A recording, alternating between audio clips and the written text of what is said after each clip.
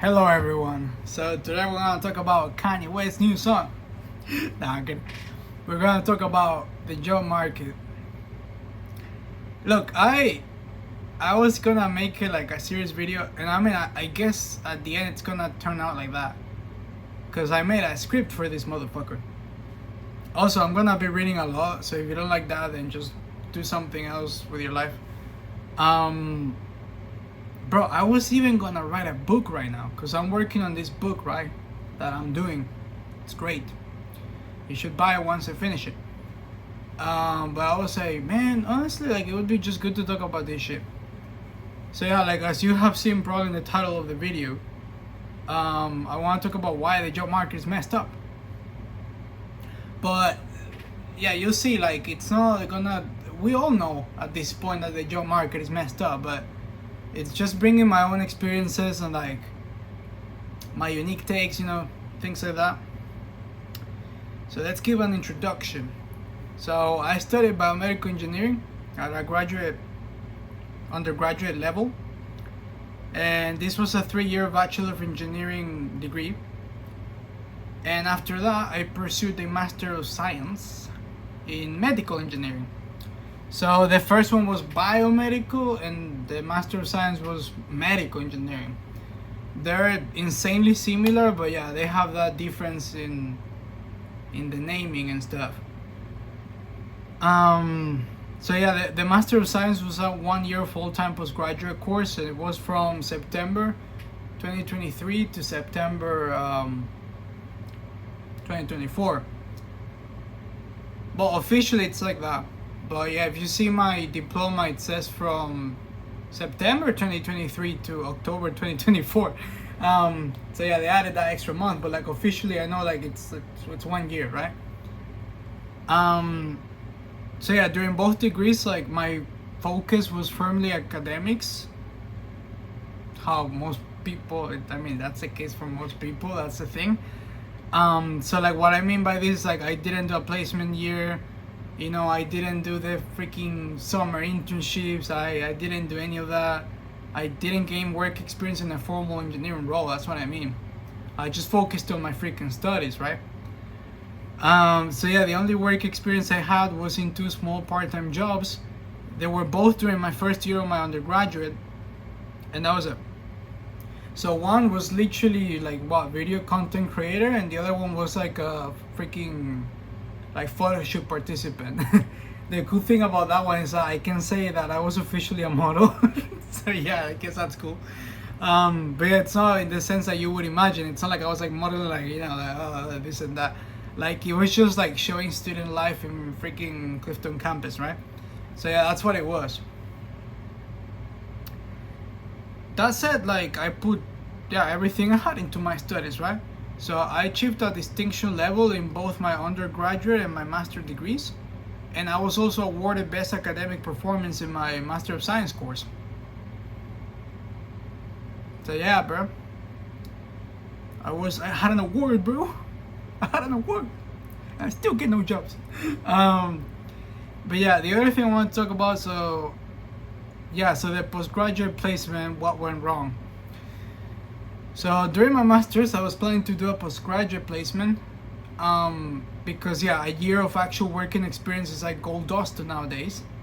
So it's always good to have it, Like even like you see it yourself, like even the entry level jobs, the junior jobs out there that they're supposed to be junior, they ask for like minimum 3 years, like minimum 1 year of working experience. So they got that bad that now they're asking, even the junior roles are asking for like I would say like significant working experience.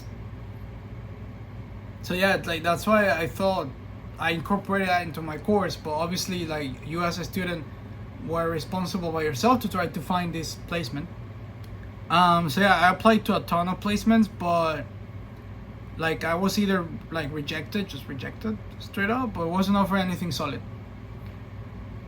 So yeah, eventually I was offered one, but it came with a catch, so no pay. It was completely unpaid, but it was still a proper year-long placement, which frankly, again, That's what I was saying before. It's what most junior jobs are demanding, even if they're not really junior in practice. They want you to have that 1 year working experience, and I knew that even back then. So yeah, I was like, yeah, I'm still, I was willing to do it. It's not gonna jeopardize my finances or anything. My parents were still gonna support me, so I was like, yeah, let's go, you know.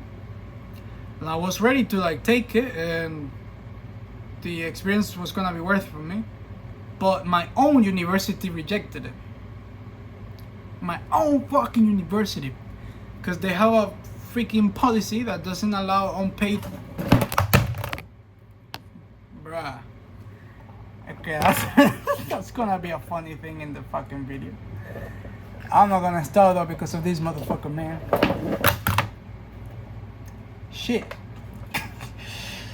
Okay, what the fuck were we saying? So yeah, like even fucking, I don't know.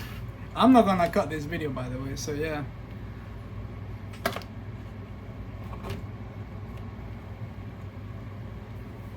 Is that good? I don't like doing cuts and shit, you know what I mean? So yeah, bro. So yeah, as I was saying, bro, this made my fucking computer. Yeah, it put everything backwards, bro.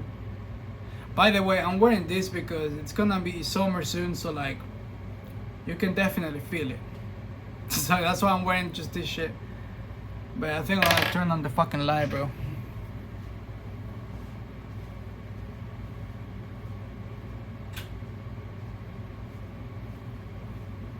Yeah, that's what I should do, bro. Yeah, I think that solves like most of the issues.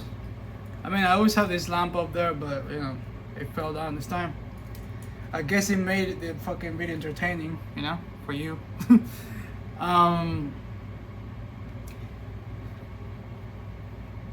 So yeah, my own university rejected it. Like, they have a policy that doesn't allow unpaid placements, even if the student is willing to do it. That's the thing. And honestly, I do feel like that blocked a massive opportunity for me to get the experience I needed. And it's frustrating because that 1 year could have boosted my career. I do believe that. And I was prepared to do it. But again, like, if my university was not gonna allow that to like happen, then, you know. Post-graduation.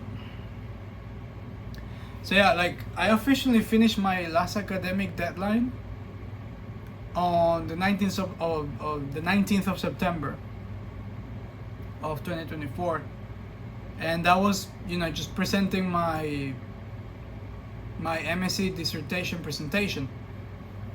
Yeah, that day was really cool. Yeah, I remember celebrating with the course mates, you know, and we were like, now we have a master's in engineering, man. We have the world at our hands. We're gonna get jobs now, man. So yeah, around that time, like, someone like offered me. It was the same person that was related to the freaking placement. So like, he offered me like an internship after graduating, and this was gonna be like not related to my course. And yeah, I thought, okay, that's fucking great. And he made it look like, yeah, like it was gonna happen. But that fell through too. I would say from my side of things, the person managing it made multiple mistakes, and in the end I never got to do anything. I never got to start it. So yeah, after finishing my course, I thought, alright, let's go full on into the graduate job applications. So I was generally optimistic because, you know, like, I'd studied medical engineering, which is something quite niche, and I think it's highly relevant. And, you know, I had a master's degree, and I had top academic grades, and again, I even received the best performance award or whatever. You know that story already. And, you know, I thought surely that counts for something, right? So I started applying like mad even before graduation, thinking that something would click soon, you know. So after I submitted my dissertation and I presented it, as I said before, I stayed in Nottingham. And then the thing is, like, most of my friends had already moved away, and I fell out with a few people too. So what I'm saying with this is that, yeah, I was on my own a lot, but I thought, you know, like this, let's take this time to grind, focus, work hard, get a good job, you know, things like that. And I still am, because I'm still in a similar situation today.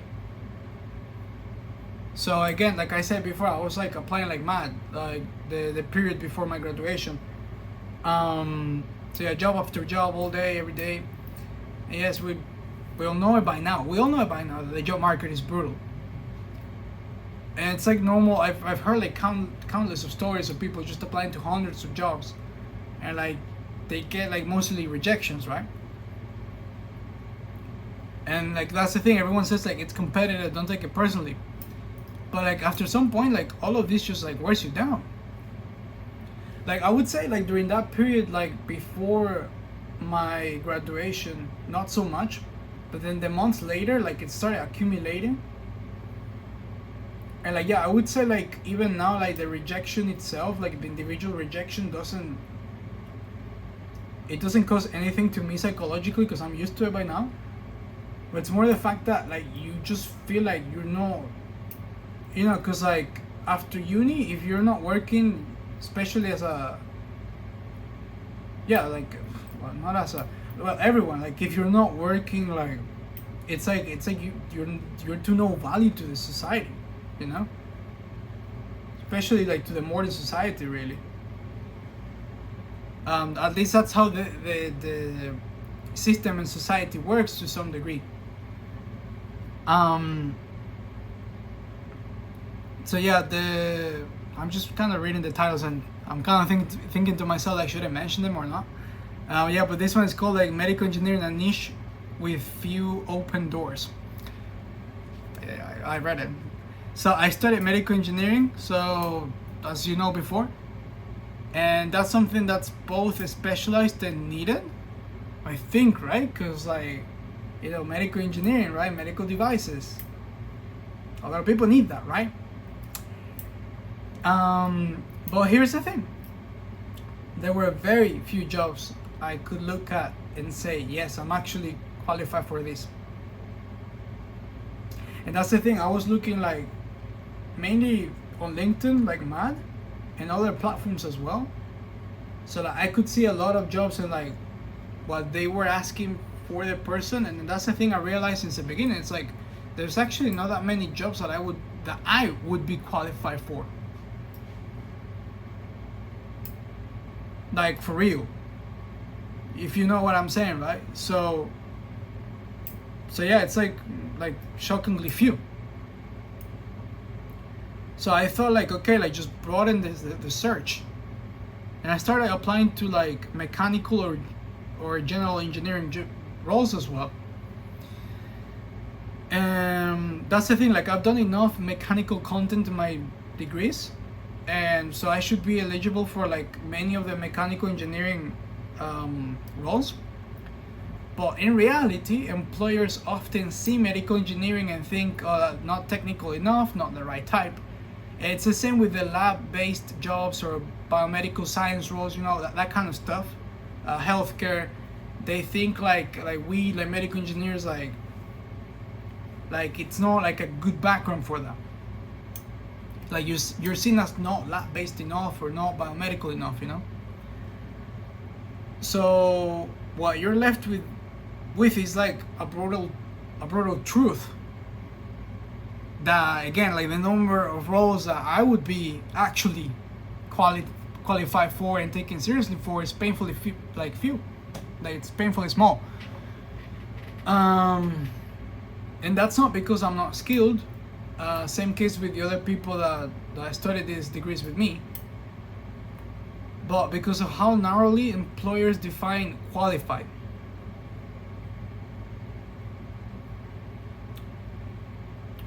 So the plan versus the reality. So my goal was simple, like finish my MSc, get a job straight after graduation. That was the optimal plan. And again, I was applying like mad, especially in the weeks before graduation. But it didn't happen, and still hasn't happened. It's been months.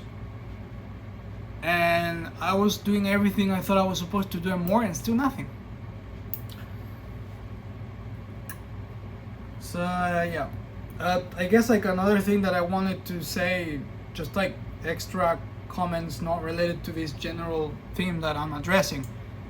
It's like just commenting on the LinkedIn's easy apply. So one thing I realized is that the LinkedIn's easy apply is convenient. Of course, that's why it's called easy apply, but it's rarely taken seriously. So in most cases, you're just one CV in a pile of hundreds.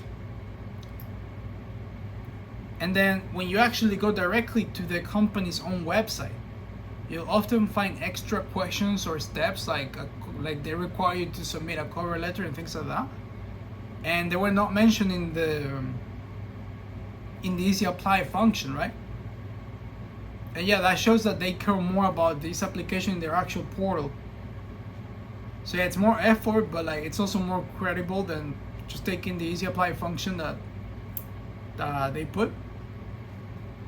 Another thing that I was doing since like some months ago is like messaging the hiring managers. And it's like it's worth trying, but no guarantees, right? So it's something that increases your visibility doing this. But it's not a magic trick, because like for example, like most of the people I messaged, like the hiring managers, when I applied to a role, I mainly reach out to them on LinkedIn. Then yeah, most cases they just ghost me, right? And like even one case, like I messaged a recruiter, and then later he said like I was a strong fit for this client, for his client, and he told me that we moved forward with an interview. I had the interview. And after that, I followed up several times, and I was completely ghosted. After that, out of nowhere. So that's the other thing I was gonna like address. Like ghosting is actually very common in professional communications, which is, it's something to be said about this society, Because like of course we talk a lot about like ghosting in dating, friendships, things like that, like especially in like today's like digital age. But this behavior has also bled into professional life. And like in my eyes, it's unacceptable. Like companies, recruiters, even like HR staff, like they don't respond, or like they drop communication without notice. And even after interviews or promised like next steps, they just stop talking to you, and no matter how many messages you send them, after they made it sound like very promising, that they just don't reply. And yeah, it's like it's dehumanizing. Like we're told to be professional, to show respect, but then that respect has to go both ways, So yeah, whatever. That's just something I wanted to address. So like the other thing that really baffles me, like it blows my mind, is my postgraduate dissertation. So I didn't do like in most cases with like dissertations, like you're given the topic and the research proposal, like it's given to you. In my case, I came up with that on my own, and I created my own methodology as well. I created everything really. And I'm saying that for real, like, because I know other people that they say the same, but then I see that they were given the research proposal, they were given the methodology, or they were given a paper to base their thing off, along with the research proposal. In my case, no, it was something I came up with that completely on my own. So yeah, I got that idea on my own, and I designed a full-on AI system by myself that could provide personalized bioimprinting parameters for patients with Poland syndrome, which I actually have myself. And yeah, I built the entire thing in Python, and yeah, it was cool. I had a lot of fun doing that. And yes, I had a supervisor, but again, everything was on my own. So, and it was my own passion as well. So like even she in several times just didn't know how to help me. So like I had to do everything on my own, pretty much. There was some help to like a very very very small degree. But yeah, most of the whole thing was just moi, you know. But yeah, I remember like I chose this, like you see people like they choose the dissertation because whatever's trending nowadays, or like things like that. Like I don't know, I guess my motivation was a bit like different, because I did it because I actually at that time I was very passionate about AI. Like I'm not gonna lie, like the indirect influence for me to do my dissertation was ChatGPT, because I was actually fascinated by the mechanisms that make it work, how it works, how it facilitates everything. So I was actually like fascinated with ChatGPT. I still am with like a lot of the AIs nowadays. So like that's what actually like encouraged me to like do something related to AI. So I was like, well, why don't you combine your passion for AI systems and things like that, and you combine it with something that a health condition that you actually have yourself. So that's how I came up with like my postgraduate dissertation. And yeah, at the end I got a high distinction. That's what I got for my dissertation. And yeah, it was recognized as outstanding work. So that's its own thing. I'm still very happy for that. I'm still very proud for that. And again, it was something very personal. I'm tremendously happy that I undertook this. But then the thing I wanted to like, the reason I wanted to bring this up in this video is that again, like after doing this, right, like I thought, well, this is also gonna open the doors for jobs, right? Because especially now, with AI being the hot topic everywhere, you would think that building your own AI for personalized healthcare would actually mean something in the job market, But nope. I've applied to job after job. I mentioned this project, LinkedIn talked about it, and yeah, I still get rejected, bro. Even though like I made this like very advanced AI with Python, I've applied to like stuff related to that, and like yeah, still nothing. So yeah, I don't know, it's just like insane for me, because I created something that was like very innovative and relevant, and yet I feel like that still doesn't help. I mean, at least till now, it still hasn't helped. So yeah, I find it like what the fuck, Yeah, cause like my other dissertation that I did for my undergraduate, that was building a website. So like you know what I mean, right? Like I get how that can probably not be seen as beneficial in the job market, but then this, like I felt like it would increase my chances. It's not like I did it just from the professional opportunities later on. Obviously, I did it out of passion at first, like I said previously. But like later, like I was like, yeah, it's gonna open the doors definitely, and then it just, yeah.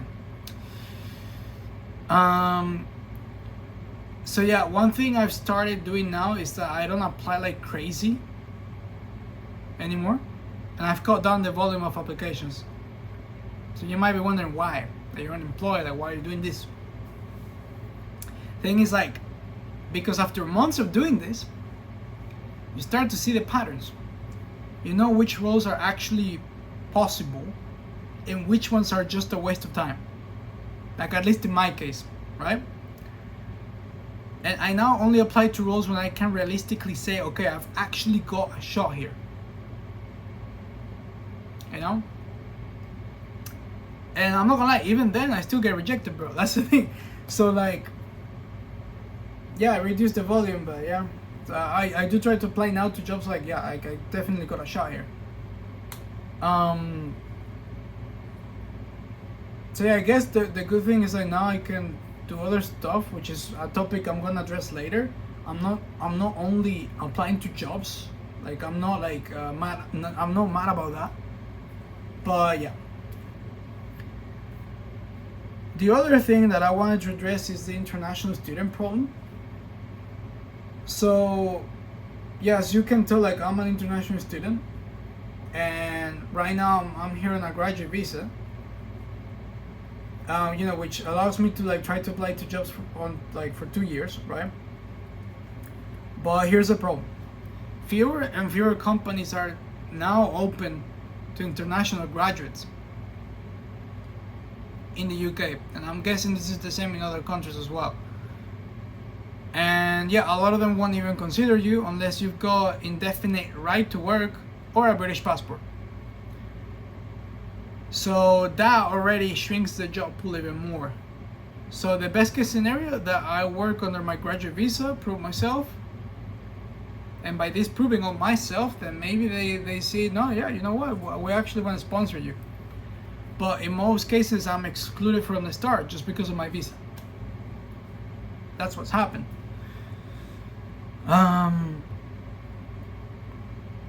So yeah, this one is titled "Looking Worldwide." More barriers, more sacrifices. Yeah, let me drink water, bro. I fucking am tired of talking about this shit. You know what I mean? Been ranting for some time now. This is funny because this didn't happen in the dating video. Well, this happens in this one. The thing is, you're gonna hear me burping because like this shit is like sparkling water, so whatever.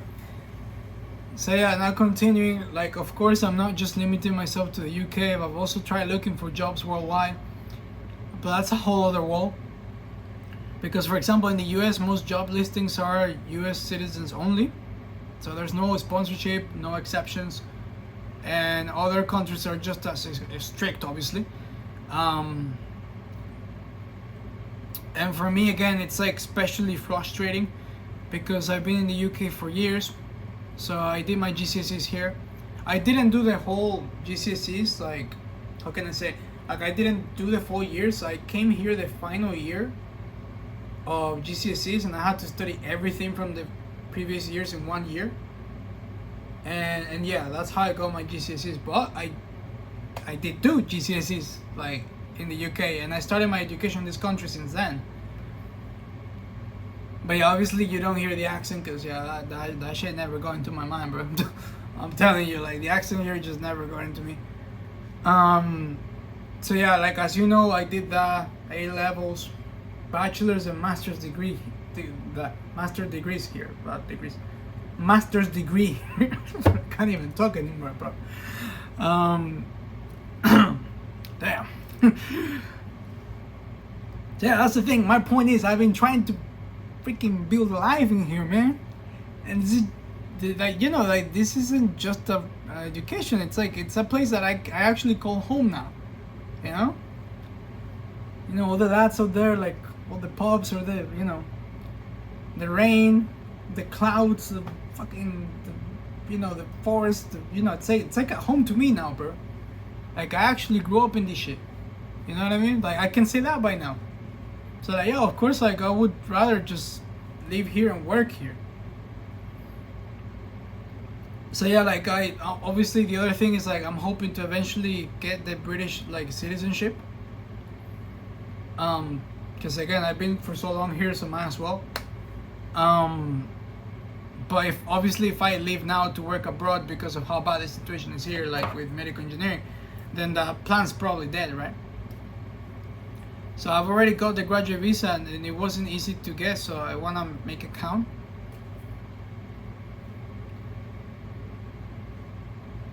So yeah, that's the thing for me. Like I'm actually trying to like push hard to stay here and make it work.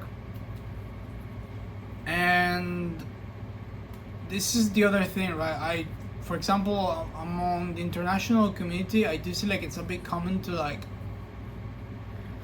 criticize of the UK and like fantasize about leaving this country, going to a different one. But again, as someone that I do read every now and then or watch videos, whatever, I get informed about the state of other countries. I realized that the UK is actually not that bad. Bro, like every country in the West now, like the first world countries, they're going through some shit, bro. That's just facts. Like there's no, like, for example, like, you know, not to offend any German person that is watching this, but like, for example, I thought that Germany was a better option. I was like, shit, man, I want to go to Germany, you know, like, I started looking for jobs there too. And I looked at it as like this paradise that was better than the UK. Like, that was something that happened recently, right? But according to what I've seen, I could be wrong, I could be right, but according to what I've seen and my personal decisions, I've seen how the thing is right now in Germany. And I think the UK is better for me. And again, obviously, I'm gonna prefer the UK because I've been here since freaking GCSE. So like, yeah. And the other thing is, like, even if I was right that it's better in Germany, like those countries, like they usually ask you to know another language. And yeah, I'm not gonna be starting to learn German now, bro. Like, I've already got a lot in my hands now. So, I mean, it would be cool, but you know what I mean? Like, becoming trilingual now? Shit. Like, you know, like, but yeah. So the other thing I wanted to say is that obviously I'm not the only one in this whole shit. Of course I'm not. It's not even like the reels on Instagram or the YouTube videos. It's like I have people in my personal life that are going through the same shit as me, bro. So like, again, I know others in the exact same position. So they're bright, they're qualified, but they're unemployed, brother. And then, but this is something I realized that it's important. That if job hunting, so like at this stage in life, right, that we finished our master's degrees or PhDs and shit, I don't know, like bachelor's degree with distinctions or whatever, I don't know, like you're done with uni. Like, if after that, like the only thing that you're doing is like job hunting, and that's like the thing that you're doing now with your life, like, yeah, you're gonna feel miserable. Because, yeah, like every rejection, you're gonna take it more personally, like personal failure, like even more. And this is the point I'm trying to get at. Like, what helped me, and this is something that I was gonna do anyways. It's not like I started doing it because of the countless rejections. It's something that it's part of my persona anyways. But I realized that what helped me not feel as bad psychologically as other people I know is that I like to work on myself. I like to do other stuff.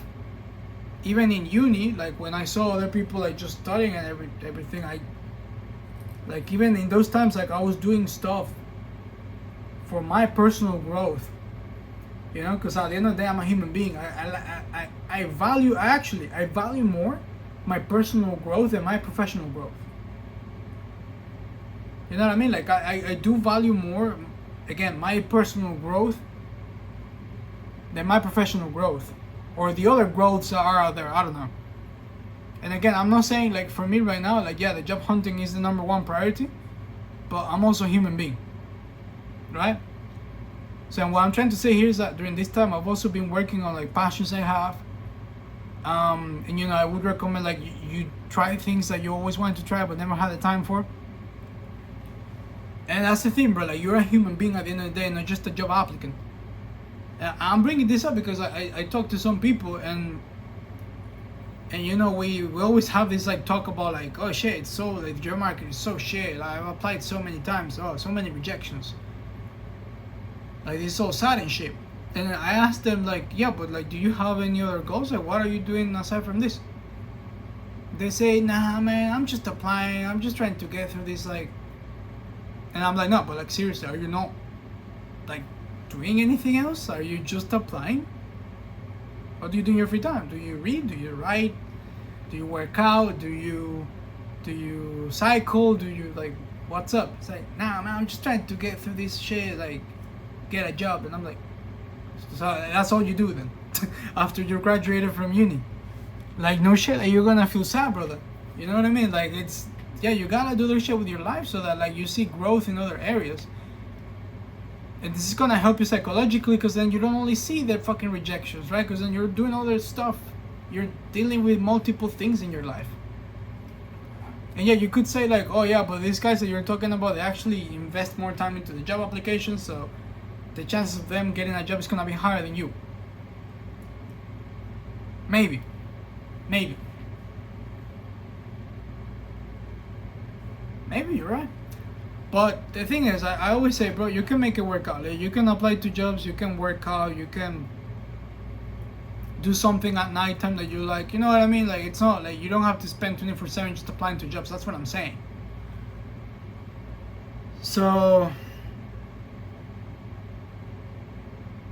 yeah, I said already a bunch of these things that I had in the script. So that was one. Yeah, I already said that. So the title of this one, Where I Am Now, Still Waiting, Still Pushing.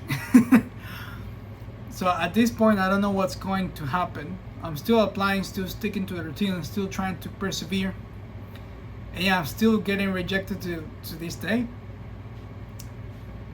And yeah, since my final academic deadline, I've had 0 proper interviews. And I did get one, but it turned out to be a scam. That could be a whole video in itself.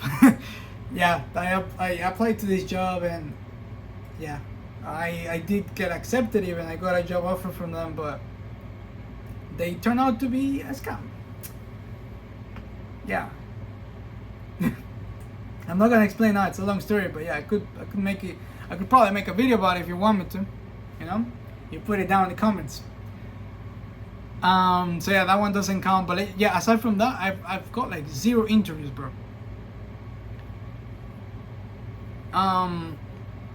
The other thing I started doing some months ago, it's like I actually, I was like, wow, I actually like research, because I actually really enjoyed myself when I was doing my dissertation.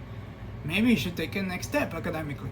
So like, I'm starting to consider PhDs, So I've applied to one in my own uni. They rejected me. I applied to another one, and I'm still waiting for the decision, and hopefully they accept me in that one. It's a pretty cool one in Liverpool. So yeah, man, Liverpool, man, where the Beatles started and shit. So that would be cool. But yeah, for that one, I did get like an interview that was informal, just if I had questions. But aside from that, again, like 0 interviews, bro. So yeah, I'm still here on the graduate visa. I got it for 2 more years. Might as well make the most out of it. Keep applying, keep learning, keep going. One thing I do recommend if you're in this situation is try to get a part-time job, especially one that's kind of related to your field. If you can, right? And or like just something that you actually enjoy, right? Like get a part-time job that you actually enjoy, So in my case, I managed to get a remote part-time job that's like related to it's related to AI, right? And it sounds great, and it is, but it's project based.